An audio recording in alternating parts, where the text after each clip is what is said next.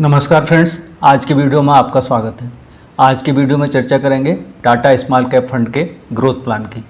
इस वीडियो में यह बताएंगे कि इस फंड का परफॉर्मेंस पिछले सालों में कितना अच्छा रहा है। ये ज़्यादा पुराना फंड नहीं है, सिर्फ 5 साल और कुछ महीने परहैप्स 11 मंथ्स इस फंड को लॉन्च हुए हैं अभी। और जब से यह फंड लॉन्च हुआ है, इसने अपने सभी कंपटीटर्स को, बाकी के सभी फंड्स को मोस्ट ऑफ द टाइम पीछे छोड़ा है। अपने कैटेगरी एवरेज को इसने हर टाइम फ्रेम पे आउट परफॉर्म किया है और अपने बेंचमार्क को भी इसने हर टाइम फ्रेम पे 1, 2, 3 और 5 ईयर के टाइम फ्रेम पे आउट परफॉर्म किया है। तो आइए शुरू करते हैं आज का वीडियो। सबसे पहले चर्चा कर लेते हैं इस फंड के रिटर्न्स की। कितना अच्छा रिटर्न्स इस फंड ने अपने इन्वेस्टर्स को दिया है और कितना वेल्थ क्रिएशन अपने इन्वेस्टर के लिए इस फंड ने करके दिया है, वह आउटस्टैंडिंग है। जानते हैं। देखिए, अगर एब्सोल्यूट टर्म में बात करें, मीन्स कि कंपाउंड होने के बाद आपको कितना पैसा आपका कितना हो गया होता, कितना आपका इन्वेस्टमेंट बढ़ गया होता, तो उस संदर्भ में देखें तो सिर्फ 2 साल में इसने आपने जो भी इसमें अमाउंट लगाया होता लमसम, वह 2 गुना कर दिया होता। इसके 100% रिटर्न रहे हैं 2 ईयर्स में। वहीं बात अगर 5 ईयर्स रिटर्न की करें तो 365% रिटर्न 5 ईयर्स में इस फंड ने हमको बना के दिए हैं। दैट मीन्स कि आपका जो इन्वेस्टमेंट था सिर्फ 5 ईयर्स में इस फंड ने 4 टाइम करके दे दिया है। अगर आप 10 लाख रुपये लगाए होते तो वो आपका बढ़ के 40 लाख से भी एबव हो गया होता। 365% रिटर्न्स मीन कि आपका 10 लाख रुपया अगर आप लगाए होते तो वो बढ़ के हो गया होता 46,50,000। इतना आपका बढ़ के पैसा आपको इन्वेस्टमेंट आपका पहुंच चुका होता, जो हर हालत में एक बहुत ही अच्छा रिटर्न है। 5 ईयर्स की बात हो रही है, 10 ईयर्स में नहीं है, ये सिर्फ 5 ईयर्स में इतना अच्छा रिटर्न इस फंड ने जनरेट करके दिया है। अब बात कर लेते हैं एनुअलाइज्ड कंपाउंडेड रिटर्न्स की, कि अगर आप इस फंड में जितना, देखिए म्यूचुअल फंड में आप जितना ज़्यादा समय तक इन्वेस्टर रहते हैं उतना आपको कंपाउंडिंग का फ़ायदा मिलता है और उसी से आपका जो इन्वेस्टमेंट है उसका ग्रोथ होता है।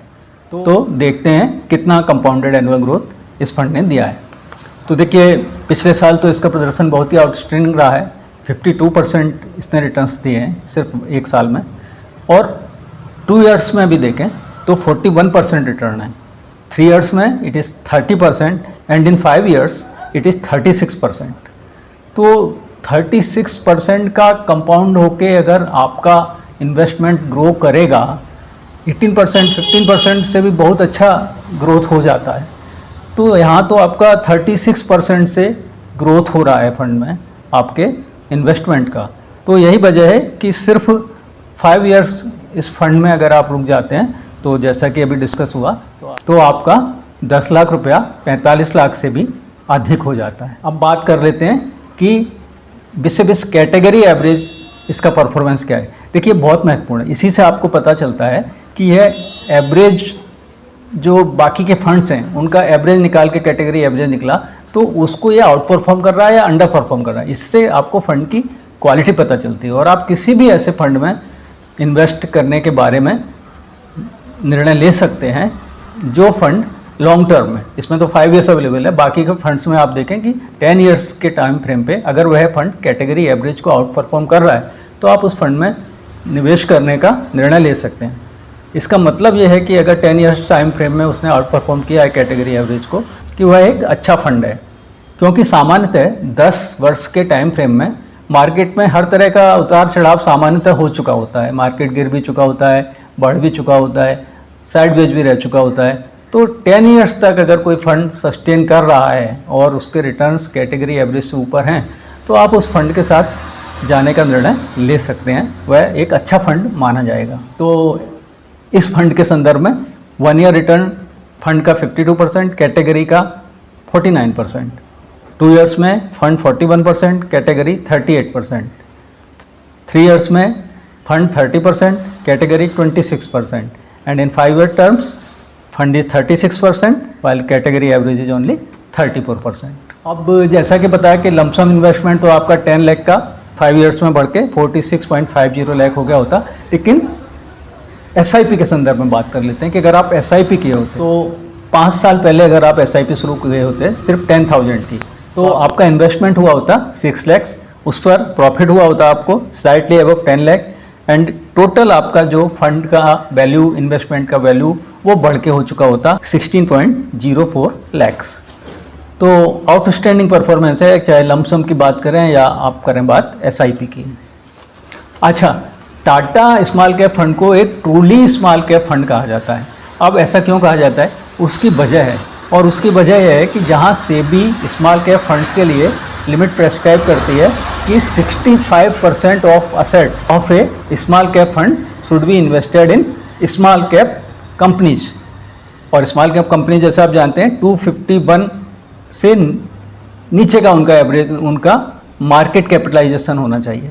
तो मोटी बात समझने की है कि सेबी का इंस्ट्रक्शंस है स्मॉल कैप फंड्स के लिए कि आपको 65% मिनिमम हर समय इन्वेस्टेड रहना है स्मॉल कैप कंपनीज में, क्योंकि आप एक स्मॉल कैप फंड हैं। लेकिन Tata small cap mutual fund ने अपने एसेट्स को अलोकेट कर रखा है 95% स्मॉल कैप में, और दूसरा जो 5% बचा है वो भी एक कैश या डेप्ट्स में नहीं बैठे हैं, बल्कि वो भी इनका इन्वेस्टेड है मिड कैप कंपनीज में। तो फुल्ली इन्वेस्टेड है, और ये ट्रूली स्मॉल कैप फंड इस सेंस में है कि against the 65% of requirement of the mandatory requirement they have invested 95% in the small cap companies. Investor को फंड के सेक्टोरल अलॉटमेंट्स को भी समझने और जानने की आवश्यकता है, क्योंकि इसी से आपको पता चलता है कि आखिर फंड्स ने किस सेक्टर की कंपनीज में आपका पैसा इन्वेस्ट कर रखा है और उस सेक्टर के ग्रोथ पोटेंशियल्स क्या हैं। तो इस फंड के अगर सेक्टोरल एलोकेशन को देखें तो फाइनेंशियल सेक्टर में 13% एलोकेटेड है ये फंड, सर्विसेज सेक्टर में 12%, केमिकल्स में 11%, कैपिटल गुड्स में 10% and another 9% is invested in consumer staples sector. अब जो कंज्यूमर स्टेपल्स सेक्टर के बारे में कुछ व्यूअर्स नहीं जानते होंगे, तो यह कंज्यूमर स्टेपल्स में आपके हाउस होल्ड गुड्स से लेकर आपके डेली जो फूड आइटम्स हैं, कंज्यूमेबल्स हैं, वो सभी कुछ आ जाता है। यह सेक्टर ज़्यादा वोलेटाइल नहीं होता है, क्योंकि ये सभी चीज़ें ऐसी हैं जो हमारे दैनिक उपयोग की हैं, तो वो तो हम कभी बंद नहीं करते, हमारी इकोनॉमी चाहे ऊपर जाए नीचे जाए कुछ भी हो। तो यही कारण है कि म्यूचुअल फंड्स अपने पोर्टफोलियो को स्टेबिलिटी प्रदान करने के लिए इस तरह की इस सेक्टर की कंपनीज में इन्वेस्ट करते हैं एक छोटा हिस्सा अपने फंड का, जिससे कि अगर मार्केट कहीं बहुत वोलेटाइल हो जाता है तब भी इस सेक्टर की कंपनीज ज़्यादा गिरती नहीं हैं। अच्छा, बहुत से इन्वेस्टर यह जानना चाहते हैं कि इस फंड में या किसी भी म्यूचुअल फंड में निवेश कैसे करें। तो देखिए, आप म्यूचुअल फंड हाउस के जो ऑफिसेज होते हैं उसमें जाकर भी निवेश कर सकते हैं, और आज के समय में टेक्नोलॉजी में सभी फंड्स के ऐप्स हैं, वेबसाइट्स हैं। अगर आपने किसी बैंक में अकाउंट खोल रखा है तो ऑनलाइन आपके पास अगर उसकी एक्सेस है तो वहाँ पर भी फंड, म्यूचुअल फंड में इन्वेस्ट करने का मेनू होता है, तो वहाँ से जाकर भी आप कर सकते हैं।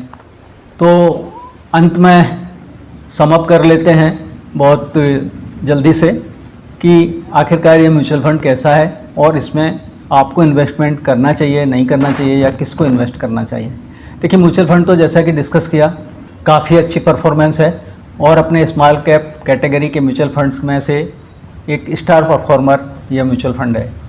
अब आपको इन्वेस्ट करना है या नहीं करना है, इसका डिसीजन तो जैसा कि मैं हर वीडियो में कहता हूँ कि आपको अपने रिस्क प्रोफाइल को देखते हुए ही लेना होगा। आप देखिए, mutual fund small cap category का है, तो स्मॉल कैप म्यूचुअल फंड्स थोड़े वोलेटाइल होते हैं, लेकिन अगर आप लॉन्ग टर्म तक उनमें स्टे करते हैं, long term here means 10 years, not even 5 years. हालांकि इस फंड का लाइफ अभी 5 ईयर्स ही है, लेकिन आप जब इसमें इन्वेस्ट करने जाएं या किसी भी स्मॉल कैप म्यूचुअल फंड में या किसी भी म्यूचुअल फंड में इन्वेस्ट करने जाएं, तो हमेशा टाइम होराइजन कम से कम 10 ईयर्स का रखिए, क्योंकि 10 ईयर्स में आपके जितने भी रिस्क हैं वो सब मिटिगेट हो जाते हैं और इवन आउट हो जाते हैं, और आपको एक अच्छा कैपिटल एप्रिसिएशन 18 से 20, 22, 25, 24% तक का जिस कैटेगरी का आप म्यूचुअल फंड चुनाव करते हैं उस कैटेगरी के हिसाब से आपको मिल जाता है। तो एक बार फिर से रिपीट करना चाहूँगा कि स्मॉल कैप सबसे ज़्यादा वोलेटाइल, मिड कैप उससे कम वोलेटाइल और लार्ज कैप सबसे कम वोलेटाइल। तो आप कितनी वोलेटिलिटी आप एक्सेप्ट कर सकते हैं, टॉलरेट कर सकते हैं, उसके हिसाब से आप डिसीजन लेके स्मॉल कैप, मिड कैप या लार्ज कैप फंड कैटेगरी में इन्वेस्ट कर सकते हैं। यह फंड क्योंकि स्मॉल कैप कैटेगरी से है तो ये हाई रिस्क हाई रिटर्न रहेगा। हमेशा हर म्यूचुअल फंड रहता है इस कैटेगरी का, इसमें आपको रिटर्न्स बहुत ही एस्टोनिशिंग मिलेंगे, बहुत ही अच्छे रिटर्न्स मिलेंगे, पर एट द सेम टाइम आपके पास इतना टॉलरेंस होना चाहिए कि आप वोलेटिलिटी को टॉलरेट कर जाएं और जब फंड गिरे तो आप इसमें से निकल के ना जाएं। इस वीडियो में इतना ही, मिलते हैं अगले वीडियो में।